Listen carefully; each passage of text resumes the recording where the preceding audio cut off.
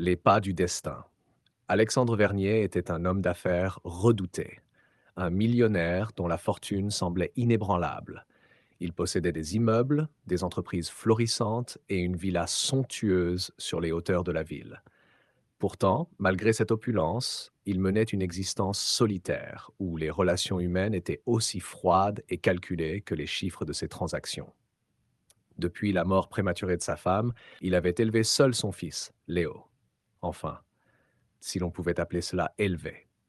Pris dans le tourbillon de son empire financier, il ne passait presque jamais de temps avec l'enfant. Léo grandissait au milieu des domestiques, avec pour seule présence parentale celle de son père, lointain et inaccessible.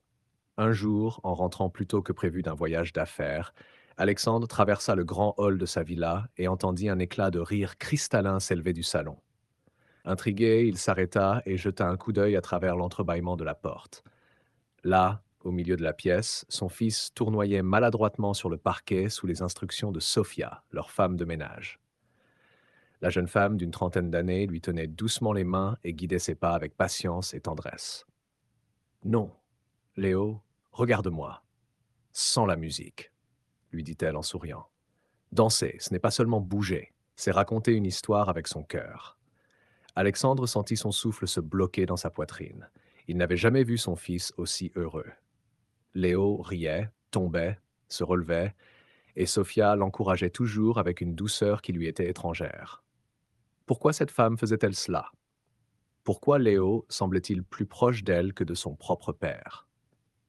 Ce soir-là, alors que Sophia rangeait les dernières assiettes dans la cuisine, Alexandre entra et brisa le silence. Depuis combien de temps? Vous lui apprenez à danser? Sophia sursauta, surprise par le ton grave de son employeur. Depuis plusieurs mois, monsieur. Pourquoi? Elle hésita un instant, puis répondit avec sincérité. Parce qu'il me l'a demandé. Il veut apprendre à danser pour honorer sa mère. Le cœur d'Alexandre se serra. Honorer sa mère? Oui. Il m'a confié qu'avant son décès, elle lui disait toujours que la danse était l'expression la plus pure de l'âme. Il voulait apprendre pour se rapprocher d'elle, pour sentir sa présence. Un silence pesant s'installa. Alexandre détourna le regard, comme s'il redoutait que ses propres souvenirs ne le submergent. Il avait enfermé la douleur de la perte de sa femme derrière un mur d'indifférence, oubliant que son fils, lui aussi, souffrait. Sophia ajouta doucement, il ne cherche pas seulement à danser, il cherche son père. Ces mots frappèrent Alexandre comme un coup de poignard. Il réalisa avec une amertume insoutenable qu'il avait délaissé son propre fils, incapable de voir la tristesse qui pesait sur ses frêles épaules. Ce soir-là, Alexandre resta longtemps assis dans le salon vide, songeant aux années perdues. Le lendemain, pour la première fois depuis longtemps, il demanda à Léo, tu veux me montrer ce que tu as appris? Le regard du garçon s'illumina, et pour la première fois, main dans la main avec son fils, Alexandre fit un pas de danse, un pas vers la rédemption, un pas vers l'amour oublié. Les premiers mouvements furent hésitants. Alexandre n'avait jamais dansé de sa vie. Son corps, habitué à la rigidité des costumes et aux salles de réunion glaciales, semblait incapable de suivre la légèreté de la musique. Pourtant, Léo tenait fermement sa main, le regard brillant d'espoir. Papa, détends-toi, murmura-t-il en riant. La danse, ce n'est pas que les pieds, c'est aussi le cœur. Ces mots résonnèrent en Alexandre. Il se souvenait à présent. Sa femme lui avait dit cela un soir avant leur mariage. Elle adorait danser et rêvait d'apprendre à Léo quelques pas de valse quand il serait plus grand. Mais elle n'avait jamais eu le temps. Une douleur sourde lui broya la poitrine. J'essaye, mon fils, répondit-il d'une voix plus douce qu'il ne l'aurait cru possible. Sophia, postée près de la porte, observait la scène avec un sourire discret. Elle savait à quel point Léo avait attendu ce moment.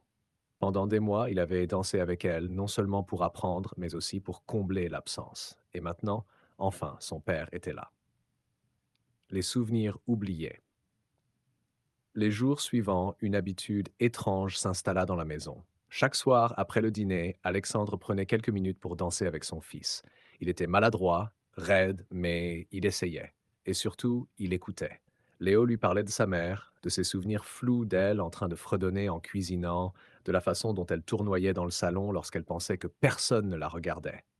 Elle aurait aimé que tu danses avec moi, papa, murmura Léo un soir, les yeux pétillants d'émotion.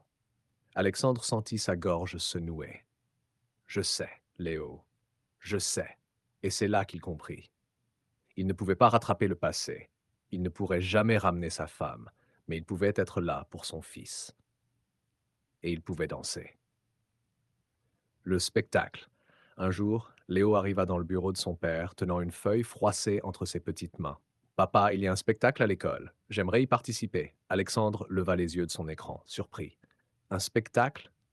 Oui, une chorégraphie. Sophia m'a aidé à préparer une danse. Je veux le faire pour maman. Le cœur d'Alexandre se serra. Il tourna lentement son regard vers Sophia, qui se tenait non loin, les bras croisés, visiblement nerveuse. C'est une bonne idée, monsieur, dit-elle doucement. Il s'est beaucoup entraîné. Un silence s'installa. Puis Alexandre prit une profonde inspiration et posa une main sur l'épaule de son fils. Je viendrai. Le soir du spectacle, la salle de l'école était bondée. Alexandre, assis au premier rang, n'avait jamais ressenti autant d'émotion en si peu de temps. Il vit Léo monter sur scène, vêtu d'une chemise blanche et d'un pantalon sombre, comme son père lorsqu'il allait travailler. La musique commença, et Léo dansa. C'était un ballet d'émotions. Chaque mouvement racontait une histoire, la perte, l'amour, l'absence, mais aussi l'espoir. Et lorsqu'il termina sa performance, levant les yeux vers le ciel comme s'il cherchait une présence invisible, Alexandre sentit des larmes lui brûler les paupières. Quand le rideau tomba, Alexandre se leva et applaudit plus fort que tout le monde. Sophia, debout à côté de lui, murmura. Il danse pour elle, mais aussi pour vous. Ce soir-là, en rentrant chez lui, Alexandre regarda son fils et dit d'une voix tremblante. Et si tu m'apprenais à vraiment danser? Un sourire immense illumina le visage du garçon. Et pour la première fois depuis longtemps, Alexandre ne se sentit plus seul.